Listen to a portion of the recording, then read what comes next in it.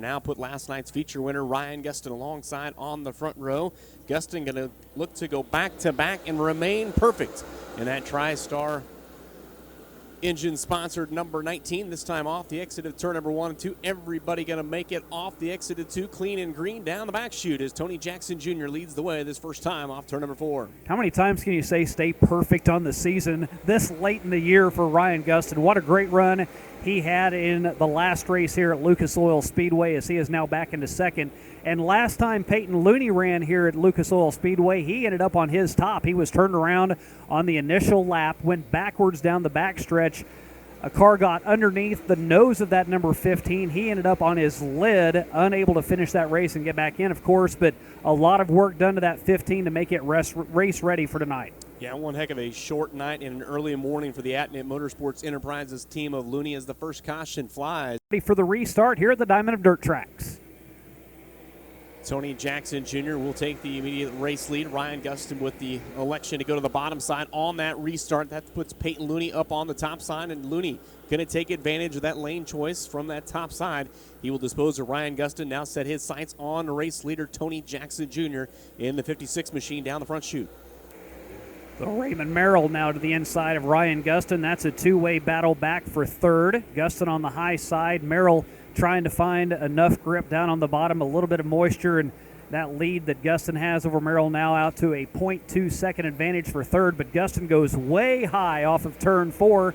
That will open the door up for Merrill. Top side not as favorable here tonight early on for Ryan Gustin in the 19 machine as he found here in the last race at Lucas Oil Speedway. As Raymond Merrill once again going to lock those front brakes up on the bottom side. He is bringing Logan Martin with him. That's one of our drivers that is locked into a tight points battle for second and third with your Lucas Oil MLRA Series coming into this A-main event. Logan Martin sits just 8 points behind Mitch McGrath for some valuable prize money at the season-ending banquet. So right now Gustin trying to conserve every spot he can as he has lost a couple of positions. Tony Jackson Jr. still checking out front. As now Gustin out in front of the 36 of Martin. And Logan Martin, that battle for second place, everything's kind of been lost with Will Vaught well out in front of the pack and having everything sewed up. But that fight for second in the division, a 12-point difference, a lot can be made up with just a handful of positions. Yeah, and there was a handful right there that he just actually gave back in car 36, just surrendered a couple of positions with a bad corner up in turn number 3 and 4. As we look back up front as Tony Jackson Jr. holding on to the advantage, and now all of a sudden he has got this thing stretched out about 4 or 5 car lengths over the 15 car of Peyton Looney, but lap traffic lies just ahead of our race leaders. 1.2 second advantage that last time by for Tony Jackson Jr. over Peyton Looney. So Looney sandwiched between 2 team cars with Merrill back in third. Ryan Gustin now with a little bit of breathing room that he's been able to develop over Brent Larson back in fifth. Larson not making the show. His last time here at the Lucas Oil Speedway, having a great run here tonight. Got himself locked in through qualifying in the Dryden-sponsored number 1. Works his way off the exit of turn number 2, hanging right there with last week's feature winner Ryan Gustin. As Logan Martin once again closing ground. That's Logan Martin, a guy that's just a few hours away from getting on an airplane and heading to a honeymoon. Wow.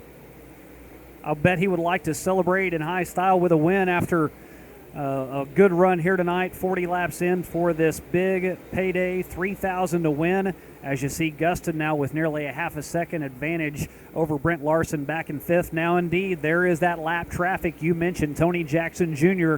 trying to look ahead, see where the cars are going first, and pick the right line.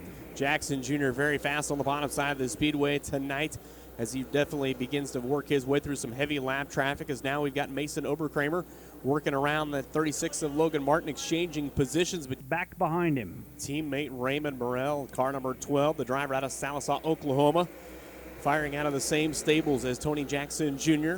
They will work their way to turns number 1 and 2. Here comes Peyton Looney, the Capital Chassis 15. Works his way to the back bumper. Looney looking for his first MLRA feature win of the season. That car that's only got about 5 nights on that Capital chassis, and he is right where he wants to be here on lap number 15. Peyton Looney, top 10 in MLRA points. Currently sits 15th in the comp cam side as deeper in the field. There you see Mason Oberkramer splitting between 2 cars. Will Vaught to the inside. A little bit of contact between Will Vaught and the 36 of Logan Martin. Martin keeps it straightened back out up on the top side, but he will have to give way as Will Vaught takes that position away. Now he dips underneath the 83 of Oberkramer. Tell you what, you can't give Will Vaught too many opportunities because he will capitalize. Driver of the 1V machine started back in position number 13 in the Clements-powered number 1, and now all of a sudden finds himself halfway to the front. Will Vaught in position number 6 as he battles with Mason Oberkramer, the driver that has locked up the MLRA Series Championship. Told me earlier this week that he wants nothing more than to celebrate on that front straightaway, a race win, and that championship in the same. Picks away the position away from Mason Oberkramer. Now he'll dip to the inside, get one more at that as he looks to the inside of Brent Larson. Had a chance to talk to Will before the races got started tonight. I said, how much of a relief is it to come into a race like tonight? He said, you know what? I slept a lot better last night. So much easier after knowing what your championship status is. And he's got him a fast race car right now, but looking back up front, Raymond Morrell continuing to run in that car number 12 in the third spot. He has got his hands full with Ryan Gustin, who will work up the inside down into turn number 1. Ryan Gustin going to take that third podium position away momentarily. He'll slide up the bank off the exit at turn number 2, opens the door right back up for Raymond Merrill. All it takes is one little bobble, and we have seen that time after time, especially over in turns 3 and 4 as it gets rutted out. If you hit it just precisely the right way, you can make up a ton of time, but any little mistake, it will shoot you straight up the track, and Gustin was a victim of that, but now he does get that good run and will get in front of Merrill. These drivers doing such a good job working the bottom side, and I'd almost having to slow that car almost to a complete stop on the bottom side of the racetrack before they can get it fired once again. As you see Gustin back to the top, Will Vaught tiptoeing the bottom side. He's fishing here at the Lucas Oil Speedway tonight, and I tell you what, he may be one of the fastest cars on the racetrack as he continues his march towards the front. He continues to fly, a 4-time winner in the Midwest Late Model Racing Association. Back in April, he won at Caney Valley Speedway. June was a big month for him, a winner at Lake Ozark. On the 1st, he won 2 weeks later at Beaver Dam, and then to end the month, a win at Salina High Banks. So June really propelled him during the summer months, got him well out in front, and earned him that championship. Back at the point, just 17 laps to go. Tony Jackson Jr. only getting faster as the race goes on as he just clocked in at a 16.239 second lap. This racetrack starting to pick up some speed here as the race goes on. And Jackson once again marred heavily in lap traffic. This is about the same point we were at last time when we finally had a caution come out. And this point, heavy lap traffic in front of your race leader. Cross flags have already waved as Will Vaught looks to take over one more spot. A big-time mover is Will. He was in 4th, now he's in 3rd, just continues to pick him off, but he is running out of time as he started back in 13th. He's up to 3rd, taking away 10 spots. He's really going to need a caution to come out or something to have. This thing starts to shake down. Closing laps of the 2019 Lucas Oil MLRA season, and all of a sudden, I'm going to look back a little bit further. You've got Mitch McGrath right there on the back bumper of Logan Martin off the exit of turn number 2. Those guys are going to battle it out right to the end, but that's going to be a great battle and a lot of money on the line come point season time. Peyton Looney still runs in 2nd. He's been able to get through the lap traffic pretty well, but the 1V now has the crosshairs on the back bumper of the 15. Only a couple of cars in between 2nd and 3rd. Will Vaught, amazing at how he has been able to just run that low line around the cushion, and he is just getting amazing bite and making up tremendous time. It is amazing how Will Vaught drives when he doesn't have to worry about points, isn't it?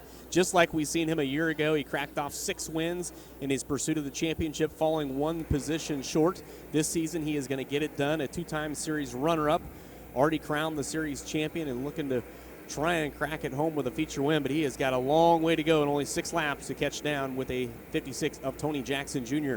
Last time around, it was 0.8 seconds. Now it is a bumper between Will Vaught and Peyton Looney. Vaught continues to work the low side. He will dive bomb over into turn number 3 and 4, and it will not take long at all for the 1V to get around Peyton. But, hey, a rough turn there. You saw sparks fly as Vaught loses some ground. Not typical when you see sparks flying on a dirt track. You got to wonder if something possibly broken under the rear end of that 1V machine.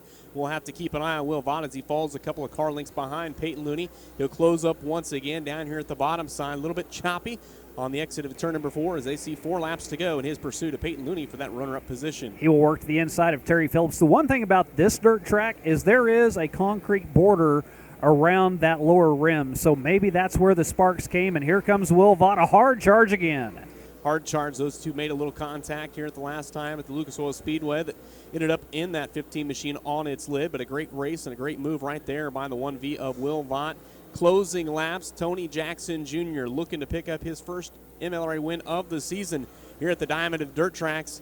He's going to see 2 laps to go this next time by in car number 56. Tony Jackson Jr. just praying this one stays green and clean the rest of the way out, as he is now entering turns 3 and 4 off of turn 4, a 16.239 lap as the white flag flies. White flag out in front of Tony Jackson Jr. A couple of lap cars still in front of him. He could really back off at this point, and I'm sure his spotter is telling him the exact same thing. $3,000 on the line, an additional $750. On top of that, a bonus and a big win for Tony Jackson Jr. here at the Lucas Oil Speedway at the MLRA Fall Nationals. Yeah, we had a good car ever since we unloaded, and we broke a shock on the first lap last night, and just kind of, had to stay out there for points, I guess. But a really fast hot rod. Opening lap of this race, we've seen Tyler Bruning go around up in turn number 1 and 2. What's going through your mind at that point on that top side of the racetrack? I feel his pain. I did the same thing last night. Very fast race car, though. Tony, talk to me about it, knowing lap traffic was coming. You got to the back lap traffic, and you got 1 caution, but you had to do it all over again, and you had a lot of cars to pass tonight. Yeah, sometimes, you just got to take the good with the bad. Sometimes the lap traffic helps you, sometimes it hurts you. So, they had a pretty good pace tonight, so I wasn't real anxious to get by them, but, it was good.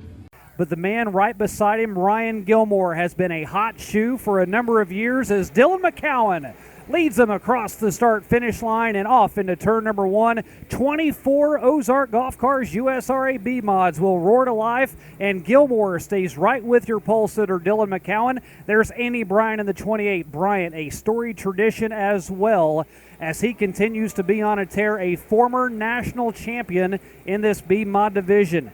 Gilmore sits 41 points back of Chris Jackson. He is looking for a big payday today, not only in the pocketbook, but point-wise, as he is looking for a win over Chris Jackson. Chris Jackson, the defending USRA B-Mod National Point Champion, a 26-time winner this year. Gilmore, Shane, you said just 40 points and change behind him. Gilmore only saw the checkered flag 16 times in feature race wins this year, as here comes the 65 up through the field. 26 wins for the pilot of the number 65 off of turn 4, as he has disposed of a couple of cars up in front of him, and he has now moved into the top 5. So he is now sitting back in 4th. He has Andy Bryant up in front of him. There's McGowan in the number 22, had a strong run through the preliminaries as well. The Pittsburgh, Missouri native finished 3rd in the point standings at Humboldt, and he is trying to stay in tow in that 5th spot.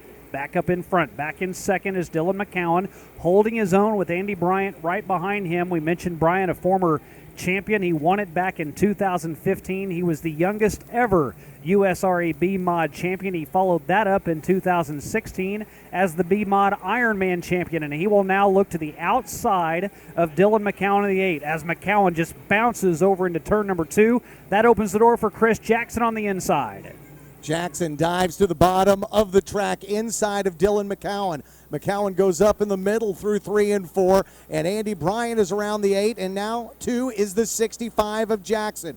Jackson has taken that car to victory lane here at the Diamond of Dirt Track 7 times this year. He won the points title here at the Lucas Oil Speedway during the regular season finale, and now he hits a bump just trying to catfish down around the bottom of the racetrack, but it doesn't slow that Rubel race engine down much as he pulls up in front of the 28 of Andy Bryant. It seemed like every single week, and obviously with the 7 wins, Chris Jackson was a contender anytime he came here to Lucas Oil Speedway, but Andy Bryant right behind him, along with J.C. Morton, who started deeper in the field, those 3, it seemed like every single week in this division would run up front. The man that's in the lead right now, Ryan Gilmore, only came here a couple of times, and it has been a man that is running up front, but He's only been able to finish second twice. He has yet to capture the win here at Wheatland. And Chris Jackson on the inside with a power move will get around the 66. Gilmore looks to fight back on the inside off of turn 2. He takes a peek, but he is unable to get ahead of the 65. So new leader, Chris Jackson. 3 of the top B-Mod drivers in the nation putting on a show in front of the field here in the Clash of Champions in 2019. Jackson keeps that 65 glued to the bottom of the racetrack. Gilmore now, Shane, running the line that Andy Bryant wants to. Bryant pinned to the bottom with the 66 out to his outside. Gilmore, the dominant driver down the road at Springfield this year and just about anywhere he went. But so far, 2019 at the Diamond of Dirt Tracks has been Chris Jackson's house. He has owned the facility as now the battle for second has Gilmore out in front of Andy Bryant as they exit turn number 4. Bryant, whenever this track was reworked during the intermission, they worked over in 3 and 4 quite extensively. They worked all the way from the top of the track to the bottom of the track, hoping to open up another couple of lanes as now Brian McGowan gets into the picture. He sits in 4th.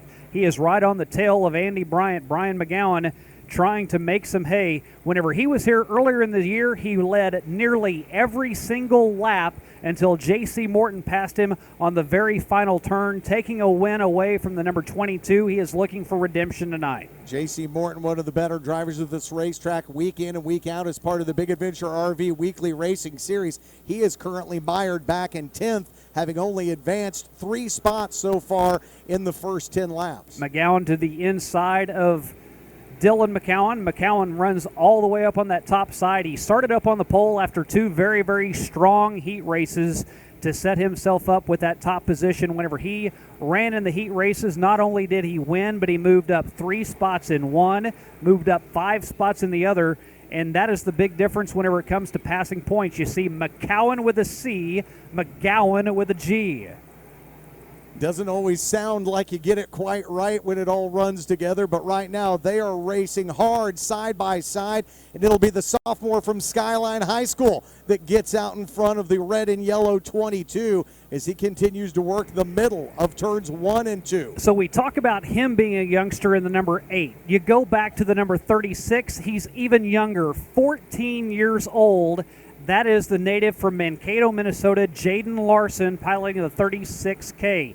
He started racing when he was 3 in go-karts. Got behind the wheel of a B-Mod when he was 9, won his first feature at the age of 10, and now he runs weekly up at Deer Creek, up in that area. Runs consistent, runs fast, and he just continues to grow. Nearing the midway point here of our 40-lap feature, the Clash of Champions. The battle back in the field, the 14-year-old now getting run. Good run on the inside here for the 38. And it's Gunnar Martin, Sugar Creek, Missouri driver, trying to get another couple of positions on the track.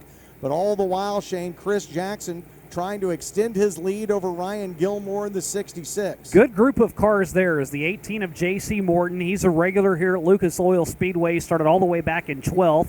He is now running up in the top 10. The 99 there on the high side, that's Eric Turner. He is out of Hermitage, Missouri, a winner here back in August. He had a great run during his heat race earlier on. And then the 00, good story here with Terry Schultz. He's out of Sedalia, Missouri, and he's another one that'll run just about anything. We had a big street stock show here last week. He ran in that one. He runs a modified typically, and now piloting a B-Mod, and he's looking at a top 10 run. Here are your top 2 cars, the 65 and the 66 in order. Chris Jackson, dominant all year long here at the Diamond of Dirt Tracks, and Gilmore, Shane, continues to reel him in, but now they start to work through the great equalizer lap traffic. They put Dylan Allen a lap down. That is the equalizer, but this is the one thing, Corey, we have not seen all season long is somebody being able to catch up with Chris Jackson. Ryan Gilmore has done it. Now Andy Bryant, he's up into the mix. A 3-car battle for the lead. Chris Jackson, the dominator, has not been able to pull away. He's got lots of company back behind him. That Rubel race engine has always given him a power plant that has allowed him to get out, Shane, to a 1-second advantage, a 2-second advantage, a 3-second advantage, but he cannot get away from the fast kid from Fort Scott, Kansas, Andy Bryant. And then the dominant driver from Springfield, Ryan Gilmore, as they line up 1, 2, 3, looking to put Damian Vandenberg a lap down now here in the 97 with 16 laps remaining. Vandenberg, the lone car in between the top two cars. Now he will go to the top side, let the leaders battle it out down in the low groove as Chris Jackson gets a chunk of dirt over in turn 2. He gets back past Ryan Gilmore and continues to accelerate, now out to a half a second advantage between Jackson and Gilmore. The top 3 cars in this race are all 3 former national champions of the USRA B-Mod Series in the last handful of years. Jackson a year ago, Gilmore the year prior to that, then Andy Bryant, Shane told you, was the youngest ever to win the USRA B-Mod title. Jackson continues to haul the mail right now, and they are lined up 1, 2, 3 as they work their way through turns 1 and 2 and fire down the back chute. Ryan Gilmore, the other driver to win both heats a night ago. He won Heat 2, and then he won Heat 4 in the second round. He finished 7th in the points at Monette, 5th at Springfield, but has never won here at Lucas Oil Speedway. How can you say that? One of the premier tracks, wins so many races, but hasn't been able to do it here. Andy Bryant now to the inside of Gilmore as the 28 plows through, drifts high, splits between the two cars, looked as though he was going to be able to dispose of Ryan Gilmore, but Gilmore says no way. He is right back on the back bumper of Chris Jackson as they go off of turn number 2. Jackson on the inside. Bryant now, he bounces over in turns 3 and 4, loses a little bit of ground as Gilmore tries to catch up with Chris Jackson out in front. Jackson in front of Bryant, in front of Gilmore. Gilmore with a good run, but now Jackson continues to be a bottom feeder like a big catfish over there in turns 3 and 4. Drifts high on the track with 10 to go. Jackson's car, it just seems like it comes off the hauler ready to race each and every week, and right now he's enjoying one of his bigger leads on the race. You see about 7-8 car lengths between he and Andy Bryant. Bryant will fly off the top of turn number 4. He normally loves to run the high side, but he keeps that 28 around the bottom of the track through 1 and 2 because the top side on that end of the track just never came in today. Chris Jackson has talked to us on prior occasions. We asked him, is there a track that doesn't fit your suitability? He said, yeah, really Lakeside up in Kansas City, the only one. But any other track I go to, it just feels like it's a fit for me. The car handles well. Of course, the engine, a Rubo-built engine, is always going to be fast. So Chris Jackson out in front, but we'll see if he has saved enough through the first 33 laps to have enough left in the tank in the final 7 as the green flag is back in the air. Step on the loud pedal, and Chris Jackson by a 2-car length advantage as Andy Bryant takes a wild turn over in turn 2, opens the door for Gilmore, opens the door for McGowan as Andy Bryant falls back to 3rd. He might even lose another one. They go 3 across on the exit of turn number 4. McGowan gives way, and the top 3 remain the same with Gilmore now giddy up and get in front of Andy Bryant after he bounced it through turn 2. I think Gilmore suffers the same fate there as he wheel hops it, and they're side by side chasing Jackson. Gives Andy Bryant a good enough run to pull up alongside Ryan Gilmore as they are door handle to door handle across the line with 5 to go.